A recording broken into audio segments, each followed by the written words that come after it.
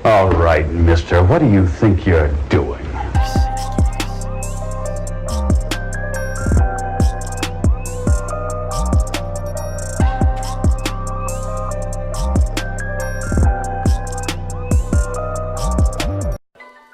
Hi guys, dito tayo ngayon sa mini garden ko. Maliit na garden dito sa likuran ng factory namin. Dito tayo ngayon para mag-harvest ng cabbage para sa gagawin nating kimchi. Ang mga nandito pala sa aking mini garden ay may sitaw, kutsay, malunggay, gabi, ampalaya. As you can see, mga guys, may bunga ng ampalaya dyan sa likuran ko. Sili, kamatis, talong, kangkong, mais.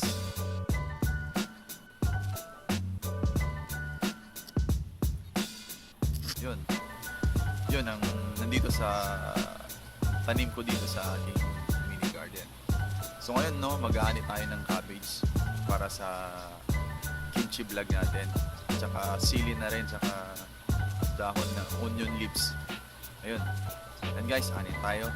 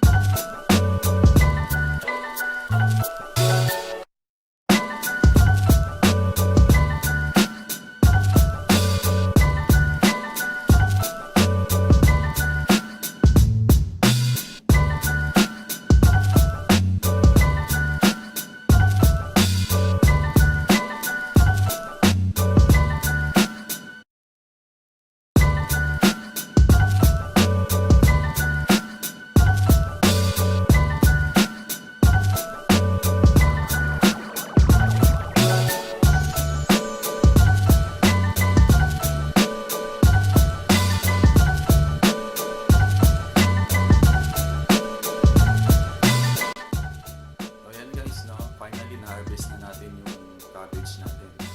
Ngayon, umpisa na natin pagluto ng kimchi. Ito po yung mga kailangan nating rekado or ingredients. Of course guys, kailangan natin ng cabbage, onion leaves o kutsay, asukal. Mahilig ako sa manghang guys, lalagyan ko pa ng sili, yung salted shrimp natin na gawa sa yan sa atin sa Pinas, sibuyas, chili powder natin, paminta, black pepper, andyan din yung radish natin, luya, carrots, bawang, flour, tsaka salt. Start na tayo guys.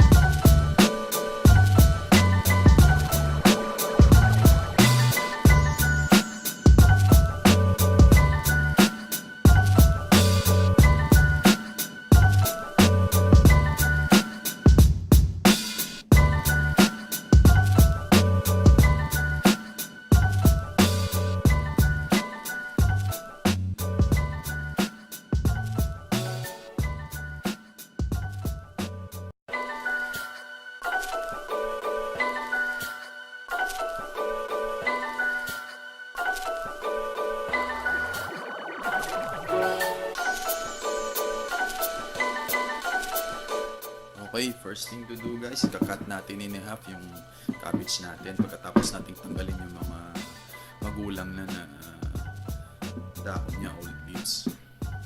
Cut lang natin siya ng half.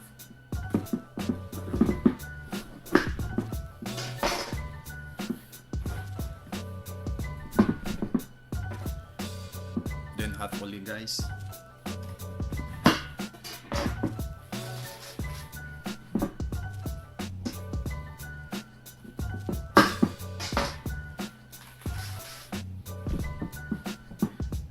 Then tatanggalin natin siya dito sa may matigas na part, which is malapit sa roots niya. Ito yung matigas to. Tapos tatanggalin.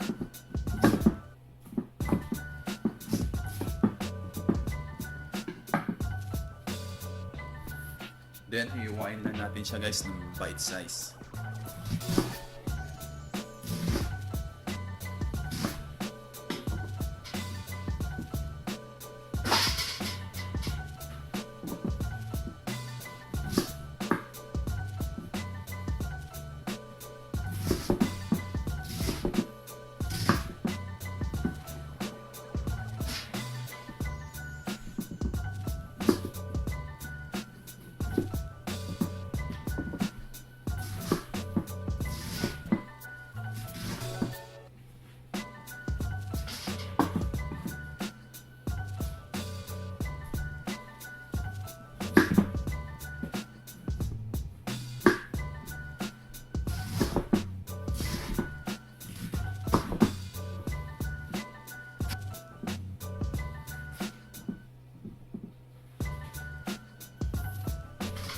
Then guys, pagkatapos natin siyang hiwain ng bite size, lalagay natin siya sa isang container, malaking container. Kaya kailangan natin ng malaking containers para madali natin siyang haluin maya-maya pagkatapos natin siyang hugasan at lagyan ng asin. Ngayon guys, hugasan muna natin siya, soak po natin siya cold water.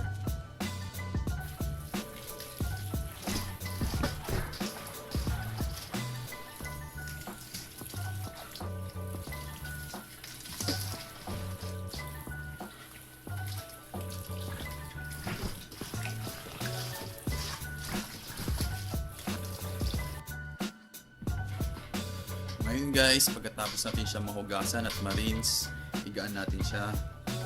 Lalagyan na natin siya ng asin. Rock salt lang gamit ko dito guys. At ibubudbud lang natin asin. By the way, bowl pala ng asin yun. 1 bar. Tapos i-mix lang natin siya.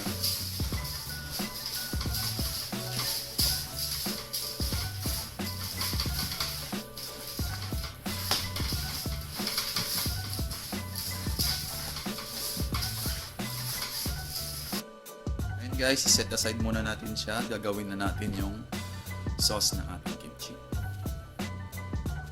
Gagawin naman natin yung porridge guys. Lalagay lang tayo ng 1 cup water sa isang pan. Tapos lalagyan natin ng rice flour.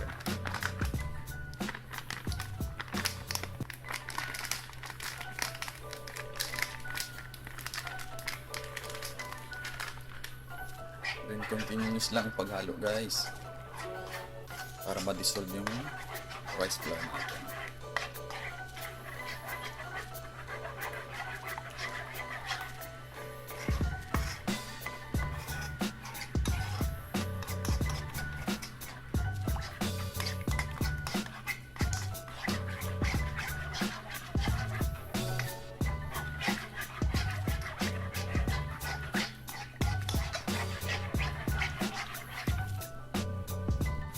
Yan, after 5 minutes or so, mag-thicken na siya. Lagyan natin siya ng sugar, brown sugar. Mix lang natin siya.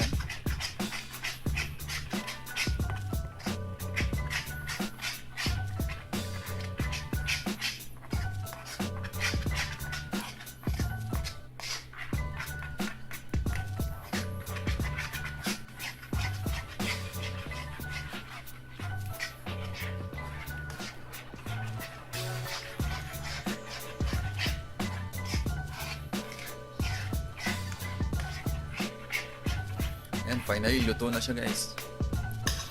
Cool down lang natin siya bago natin i-mix sa mga vegetables natin. In every 15 minutes guys, kailangan natin siyang haluin, i-mix para yung nasa ibabaw na hindi nalagyan ng na-mix masyado kasi malalagyan siya. Papansin nyo guys, magwa-watery siya, matatanggal yung tubig ng cabbage. Which is, siya rin madaling sisira sa kimchi natin pag hindi natin siya natanggal maigi.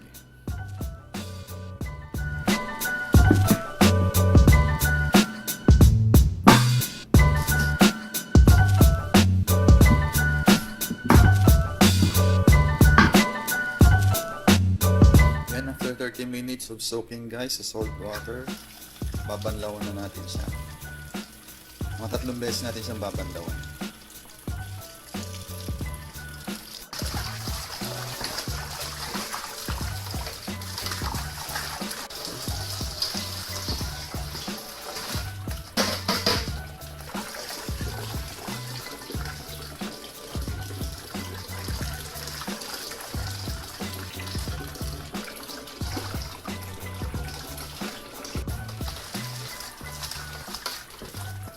Three times na to guys. I'm sure tanggal na yung asin natin. Kailangan natin siyang tanggalin din kasi maalat siya pag hindi natin tanggalin. Then i-rinse lang natin siya guys gamit ang strainer para matuyod siya. Maiga, matanggal yung mga excess water niya. Ngayon lalagay natin sa blender guys yung garlic, luya, yung sili natin, chili, onions, lagay din natin yung salted shrimp natin guys, mga 1 tablespoon, then black pepper,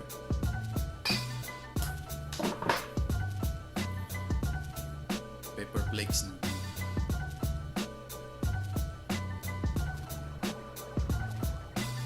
salt. Ay yung maglalagay din pala tayo ng fish sauce guys. Fish sauce natin.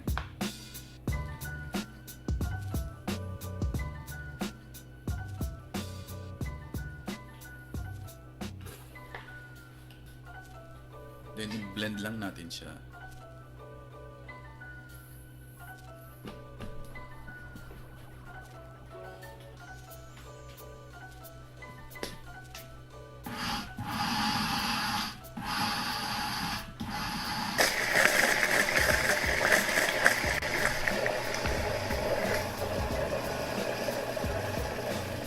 Tayo sa next step guys. Samahin lang natin yung mga iniwan natin kaninang mga ingredients tulad ng radish, yung carrots natin, onion leaves, tsaka yung kutsay. Inalo din natin dito yung blended natin kanina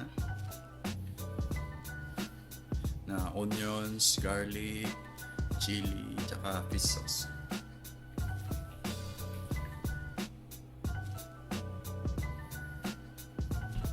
Tapos, lalagay din natin yung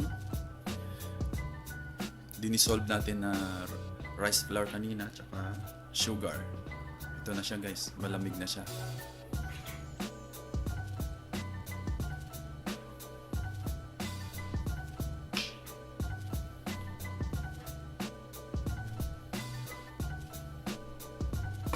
Kailangan pala natin gumamit dito ng plastic gloves guys. Kasi pwedeng masunog yung kamay natin kasi sobrang hangin. Okay, naaluin na lang natin siya.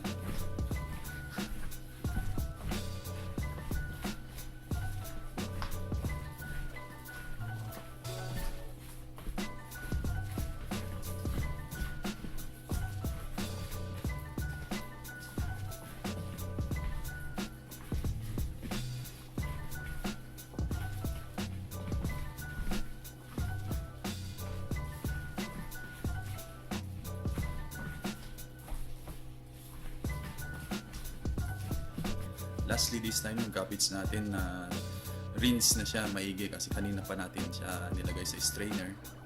Ayan, ito na siya guys. Ayan. Ihalo na natin siya.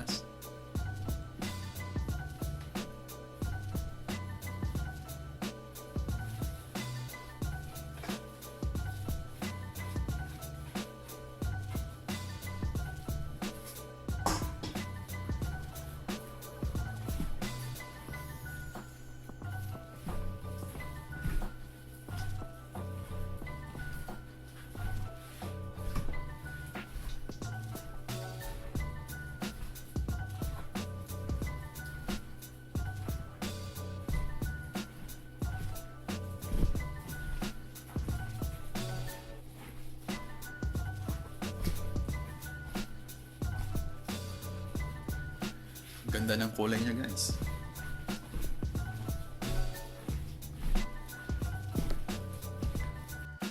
Guys, we finally done na. Speaking sa storage naman, guys. Sa akin, I would prefer na gumamit ng ganito plastic container na medyo mataba, kaya Tupperware, kaysa sa malaking Tupperware. Kasi sa mga ganitong plastic jar, kaya mga glass jar, guys, naka-minimize siya ng space sa refrigerator. Kasi kailangan natin siyang i-ref pagkatapos natin ilagay sa isang container para siyempre maiwasan natin siya ng magpanis. Okay guys, lagay na natin sa container.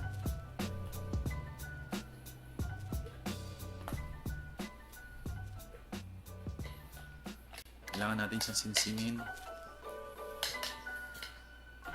Yan.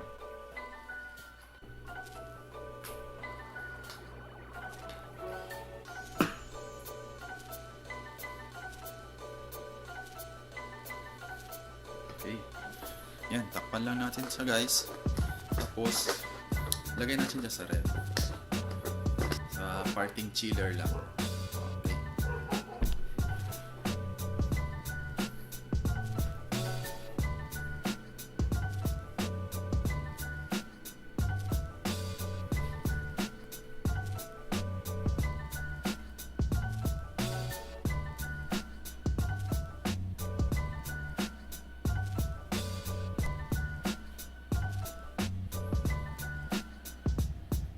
Kain tayo, guys.